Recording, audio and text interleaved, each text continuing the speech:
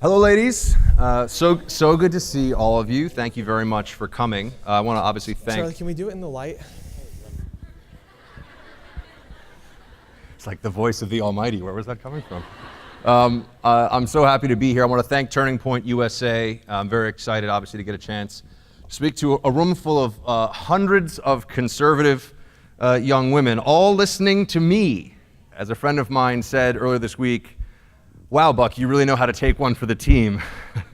I'm a hero for the conservative movement, as I like to say. Don't worry, to balance things out, next week I plan to speak at the Old Fogies Who Cling to Their AOL Addresses Symposium. But for now, because I know that we're talking about women, we're talking about leadership, I think we should probably get something out of the way right away. As you can obviously tell, I am not a woman. I do not identify as one, and that is important because in the modern era, as you know, this has now become a major political conversation. It used to be the case that this was something that was generally quite obvious and that gender was considered to be something that was scientific, immutable, based on XXXY chromosomes. And now, as you know, there are national debates happening. In fact, the Obama administration has weighed in and made it pretty clear that they view gender as something that is essentially a psychological construct. And they've used the weight of the federal government. So it's interesting to be at a women's conference at a time when the very definition of being a woman is something that is, you could say, under assault, up for debate, constantly now being discussed.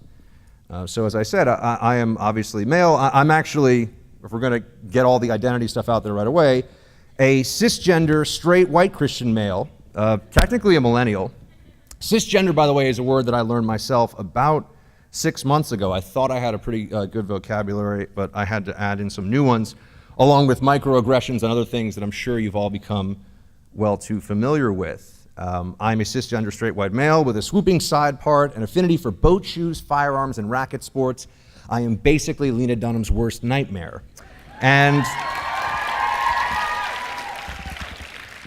as you no doubt already know, and we're going to talk about women's issues in a second, or being a young woman leader, but first I feel like we need to get the identity stuff out there because we're all being forced into these boxes, and one of the things I want to talk to you about is not allowing that to happen, because this is how the left likes to play their games. But yeah, of course, as a white male, I'm the great oppressor, the patron of the patriarchy, another much abused word. My mere existence is a microaggression. In fact, when I walk into a safe space, it becomes the danger zone. I appropriate so many cultures. I've been known to eat Mexican food with chopsticks while watching Seinfeld. And I wanted to start out with all this stuff on identity because even in its preposterous and leftist incarnations, these are the bizarre and misapplied terms and concepts that are going to constantly be confronting all of you now, especially if, many of you I know are in college right now. This is stuff that you're going to be dealing with all the time. If you're just leaving college or just entering college, some of you will have memories of this, but it won't go away, and you should be prepared for what you will face. And so I wanted to start out with identity because for you as women who care about this country and who want to be involved in politics and who believe in the Constitution, who aspire to be leaders, in many ways, I can assure you, by the way, you're already leaders. Just by being in those categories in the modern environment that we're in, that separates you from the rest of the pack. You are different than the rest of them because you're willing to stand for those sorts of principles. There's something unique in that, and you should take tremendous pride, and I would also say to you, tremendous courage in that. To be a woman and to be a conservative in America today is to be willing to stand on the front lines of the culture wars, to stand up for beliefs that are increasingly under assault. There will be constant attempts. You probably have felt them already. Some of you, I'm sure, would have stories to share. There will be constant attempts to use your identity against you. But I don't mean used against you to pay you less. The sexist pay gap, by the way, is a myth. I don't know if anyone's already discussed that with you. I love it. Usually you say that and people boo and hiss. Yes, the sexist pay gap is real. And here, you actually do your homework and you know it is a myth. Oh, it's like wonderful here. Fantastic. So that's a myth. It's also, by the way, your identity as women is not going to be used to keep you out of colleges. That's not happening. In fact, you're more than half the college-aged, or more than half the college population in this country, 55% right now. So clearly there's no one standing athwart your attempts at a higher education anymore saying no. All of this faux oppression that you're allegedly suffering at the hands of the patriarchy. Patriarchy, of course, is a word that people with postmodernist sociology degrees who are $150,000 in debt, it's a word that they deploy when they don't really have much of an argument. But you already know all of this, which is why you're in this audience. You're aware of the current state of being a young woman in America today and how the left tries to frame all these issues for you. They don't want you thinking for yourself. They don't want you to come up with your own ideas. They're going to try to tell you certain things. They're, of course, going to trot out the old specters of sexism. That's still going to be there. And as you know, no one is going to tell you in the modern era we're in to get out of the office and get into the kitchen. No one's going to call you sweet stuff, unless you tell them to. That's up to you. I mean, boo-boo bear or whatever it is you say to your significant other, that's up to you. But no one's going to say this to you in the office, and if they do, they'll be roundly and rightly criticized for it, right? These old battles have been waged and won already, and these are the feminist war stories from the past that really have no bearing on your present. They're the often exaggerated tales told by aging women firsters about the battle days of sexism and misogyny. You say, well, why does all that matter? It matters because they use what was true then to try to tell you what is true now. What you should think, how you should believe, how you should comport yourself, who you should vote for, what your beliefs are allowed to be.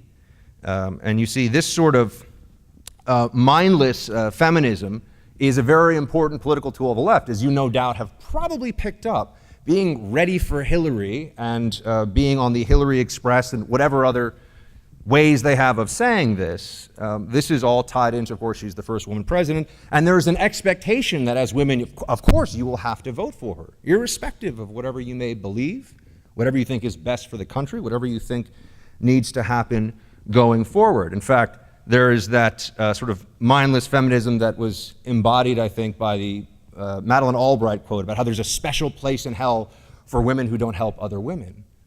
Without a trace of irony, she says this despite the fact that the woman that she's suggesting that all of you, because of your biology, must support in this upcoming presidential election has a long and storied history of oppressing other women, of maligning their character, of saying terrible things about them for her own personal gain.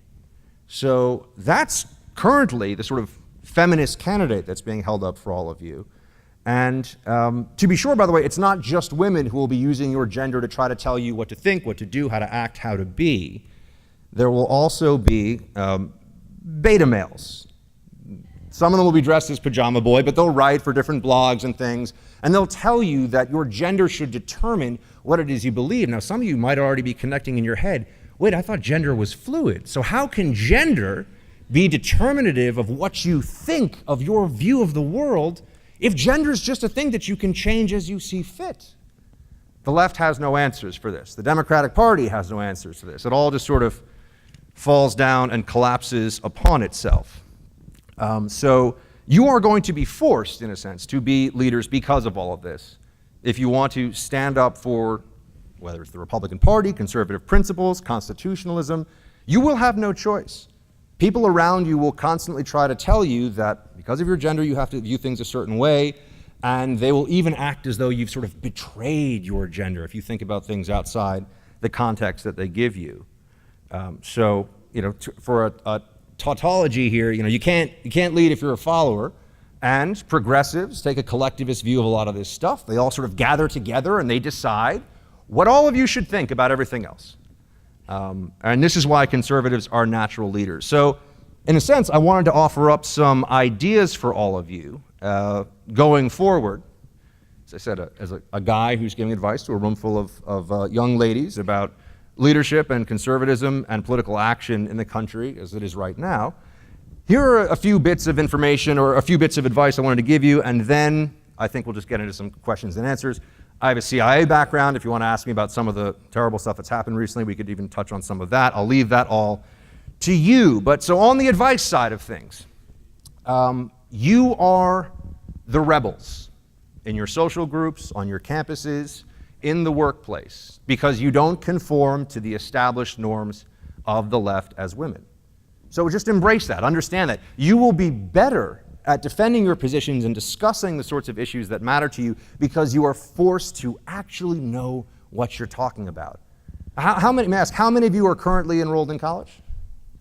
Okay, I'm basically speaking, okay, everyone here is basically on campus, right?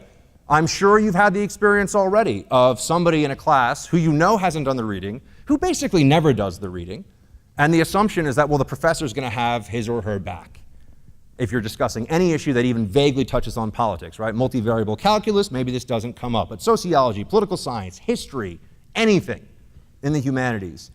And the assumption will be the professor will go against whatever it is that all of you believe, and they can usually count on that. The good news for you is that that makes you more adept at explaining why it is you believe what you believe and all of the rest of it. Organize, get in touch. I know it sounds like I'm a union boss, organize, but no, get in touch with each other. I wrote here as a note to myself, become conservative Snapchat ninjas. We actually were doing some Snapchat backstage. I am not that good at Snapchat. My little sister makes fun of me. I still use Pandora instead of Spotify, which is also apparently a thing. Okay. I don't know if we're booing Pandora or booing, I don't know, I'm not sure which one that was. But no, the good news for you is that even if you feel a little, and if someone can give me a time so I have some sense of where we are. The good news for you is that we have never before been so able to get a room full of young women like this together, to reach out to conservatives at other campuses. So in that sense, you're not alone, even if you're one of the only Republicans on your campus. I was one of the only Republicans on my campus. I was one of the very, very few. I even threw a Cinco de Mayo party that they threatened to picket. That's a whole other story. We'll talk about that another time. So I have waged my own campus battles. I have been there. Some of the stuff that you've all dealt with, trust me, despite the fact that it was a few years ago, I've been through it too. I was one of the few conservatives on my college campus, and so I know what you are going through. Another bit of advice that I'd give you, know thine enemy. Read the commie manifestos that are constantly put up by the other side. Don't be afraid of delving into the editorial page of, you name it, the New York Times, Washington Post, any of these places. It's really important that you'll be stronger in your convictions if you understand fully the convictions of the other side, and you will be much more able to debate and discuss these issues as a result of that. So that's another thing I give you. Sometimes, and this is sort of from my CIA background, covert action is the best action. What do I mean by that? You don't always have to stand up and be the one in the class that gets harangued by the professor. You don't have to do some sort of a bake sale where people are going to yell at you and say what you're doing is, years ago I remember they were doing affirmative action bake sales and it caused all these problems. Pick your battles, because here's an essential point for all of you. I do not want people who disagree with the way you view the world or who think that you should view things a certain way to have an excuse to punish you for what you think and who you are and how you believe. Don't give it to them. Don't allow a professor to fail you. Don't allow people to cause problems for you. But look, I mean, sometimes you want to roll up your sleeves or whatever and get into it. I understand that. But pick your battles. Sometimes being stealthy about these things is the best way.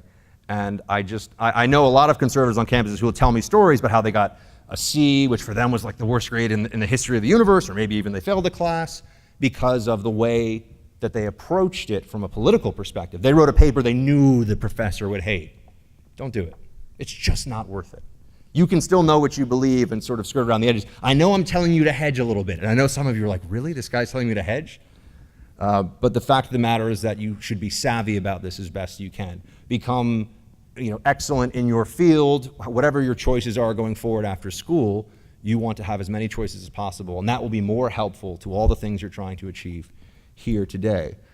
And one more bit that I wanted to give you is that I think you should always take the attitude of seeking out converts, not looking for heretics. Especially important given the current political environment we're in. What is a Republican today? What is a conservative today? Ask different people, you will get very different answers. And what should a conservative and what should a Republican do going forward right now? I don't mean in 10 years or I mean right now. What's the best course of action? Trying to find common ground both with people that already mostly agree with you, as well as finding common ground with people that generally disagree with you, is just a much better exercise of your time. You will have much more impact. It's a much more powerful way to go. So those were the broad stroke ideas I had for you about leadership going forward. It was good to see that so many of you are in fact on campus and you are engaged in day-to-day ideological battles. I know. Sometimes it's a lot of fun. Sometimes you're going to be able to really enjoy the fact that you are part of a campus counterculture. You're different from a lot of the people around you. That also sometimes can come with a bit of a cost. So I just would say embrace it. You're already taking a position of leadership, and there are a lot of people around you, and I always found this to be the case when I was in school, and many other young conservatives I've talked to feel this way as well. There are a lot of people around you who really respect what you're doing, the positions you take, your willingness to speak out on any number of issues, who might be too afraid themselves to come up to you and say it, but they still really appreciate it. There might be somebody that is in your class that all of a sudden when you stand up and say, look, you need to stop giving such a one-sided view of this, either professor, if you're engaging another student, there are people who maybe secretly, maybe quietly, but they are there, they really appreciate it. So these are all different aspects of being a young leader, certainly applicable to being a young leader in any context. But when they asked me at the Blaze, well, what kind of advice can you give to a room full of young women leaders? That was what I was able to come up with. So I hope some of it is useful to you. And with that, I'll go into some Q&A. You can ask whatever you want.